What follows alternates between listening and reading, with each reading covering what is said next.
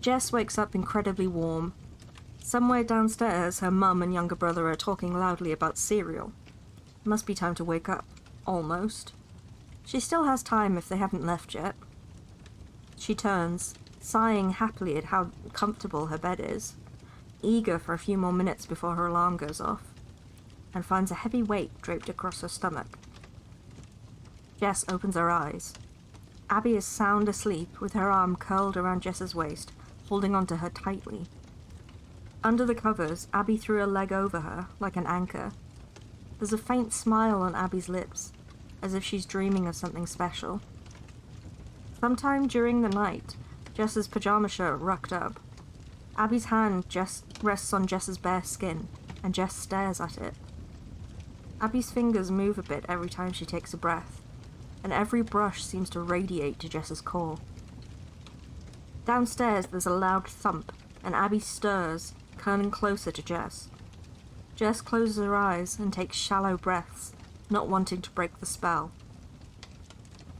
Her alarm sounds like blaring foghorns. Her DED shines coloured lights all about the room as it bounces on her desk. Gah! Abby jolts up and falls off the bed, taking all the sheets and covers with her. Abby! Jess calls out, peering over the edge of the bed. You okay? Just surprised. That alarm is really something, Abby says, turning bright red as she looks at Jess. Last night, did we finish the bear movie? You fell asleep. I turned it off. You looked like you needed the rest. Abby blinks. There's a pillow crease on her face, and her hair is everywhere. The alarm horns are still going. The DED vibrates in a furious rhythm before it falls onto the jumble of blankets on the floor. It continues to make muffled shrieks until Jess reaches off the bed to flick the manual off switch on the display. The DED's hollows flicker weakly as she checks the time. The battery must be drained. Got an hour before school starts. Abby gets up. I can drive, so we have enough time. Do you want to borrow some clothes? Jess gets out of bed and from her closet picks out a button-down shirt that's loose on her. I'm not sure they'll fit. Pajamas are easy, but Abby's hips are wider and her shoulders are broader, and she's taller too. Abby takes a look at the shirt Jess has picked out and shakes her head. Thanks, but I'd probably pop all the buttons off that one. Boob problems. Jess glances and then quickly looks away, shaking the idea out of her mind. In the back of her closet, she finds a bigger t-shirt, a Captain Orion one she wears to sleep sometimes. Abby takes it, and she doesn't wait for Jess to leave the room before she shucks off her pajama top. Jess turns away from the sight of Abby's bare back, grabs her own clothes and runs for the bathroom. Her face burns. Jess changes into her outfit. Jeans and a t-shirt that's seen better days, but whatever. Thinking about Abby changing in her room makes her a bit lightheaded, but the night spent together makes her happy, and she can hardly believe it was real. She finds Abby tying her hair back in a simple ponytail, wearing her basketball shorts and the Captain Orion t-shirt. She turns to Jess and smiles. Hey, thanks for letting me stay the night, Abby says. No problem. What are friends for? Abby laughs. Oh, here. Your DED fell on the floor during that terrible alarm. Thanks. Jess attaches it to her wrist, noticing that it's at half battery. Must have had more charge than she thought. She realizes that she's being a terrible host.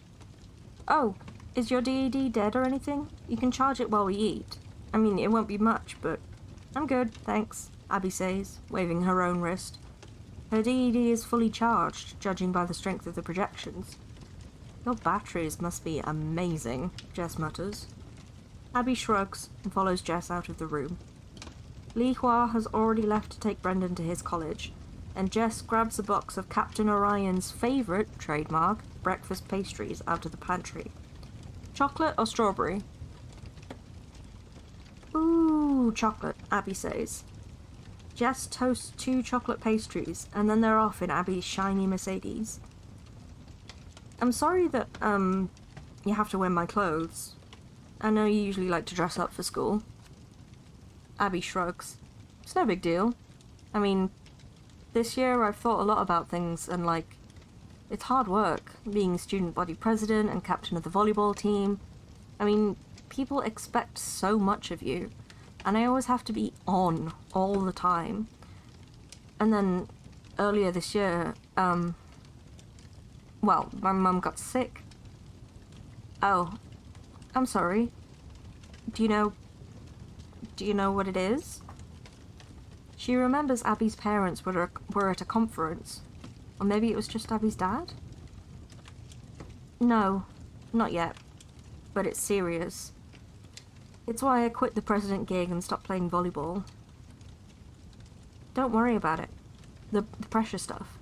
You're doing you, you know? I mean, taking time for yourself is important. I know. Abby pats Jess on the arm. They arrive at school and Abby parks. Jess trails behind Abby as they enter the campus. Abby walks ahead, as confident wearing a t-shirt and shorts as she is in any of her designer clothes. They get a few looks, but no one says anything. And then Jess spots Bells. Hey, I'm gonna get to class. I'll see you later, Jess says. See you later, Abby says, and she steps a little closer, as if she's about to say something. The bell rings. Abby steps back and gives Jess a small smile and a funny little wave before she walks away. Jess watches her go and then rushes to catch up with Bells so they can get to class. Oh my god, did I see what I thought I saw? Bells asks, his eyebrows nearly reaching his hairline. You and Abby came to school together? Yeah, she gave me a ride. I like your hair today. It's blue. When did you dye it? Did you have to do a complicated thing with bleach or something? Because it was purple yesterday. Don't change the subject. Bells grins wildly. My hair always looks amazing. Now, okay, maybe I might buy that your new friend gave you a lift to school, but, she is also wearing your favorite t-shirt. Explain that. Jess shrugs. We were working late on Reinhardt's assignment last night, and Abby stayed over. No big deal. You and Emma stay over all the time. You've totally worn my clothes before. Okay, but you don't want to date me or Emma, Bells says, bouncing a little. Oh my god, please tell me all the details. Jess turns red as they walk into the classroom. She whispers, later, at lunch. They don't get to talk about it at lunch because Abby's already joined them. She's in an intense conversation with Emma about Captain Orion and Lilliputian, Emma's favourite superhero. Abby grins and waves at them. Hey, settle this, Jess. You're the superhero expert. Captain Orion or Lilliputian? Captain Orion, Jess says. Emma gasps. No way. Lilliputian can shrink to the molecular level. That is way cool, okay? Yeah, but she can't fly. And it takes her forever to get anywhere in that size. She always needs assistance when she's at the atomic level, too. Her power is practically useless. And you forgot that even at the A class, Lilliputian can only use her powers for about 3 hours a day. So whatever she does has to be planned out perfectly. Abby hands Jess her lunch tray, complete with steaming hot tater tots. For you, I got extra. Bells laughs. Oh man, I should get a girlfriend too. Abby doesn't say anything, just hands Jess the ketchup. Jess's cheeks heat up, but Emma turns the conversation away from Belle's joke towards volleyball. On their way to 5th period, Jess coughs, taking advantage of the hustle and bustle of the crowd leaving the open quad to have a private conversation. They're away from her friends, at least. Hey, I'm sorry if that was weird. Belle's calling you my girlfriend. Why would it be weird? Abby asks. Jess stops in her tracks. Because I'd be pretty lucky to be your girlfriend. I don't think there's anything bad about that statement, Abby says. It was cute. Jess is frozen to the floor. It's as if time has stopped. Students walk past them trying to get to their classes. Most of them have already filed into the buildings, but there's a mad rush to make it before the tardy bell rings. Bodies move in a hurry, and the noise of conversation fades to nothing more than a dull roar. The sky is a bright, bright blue.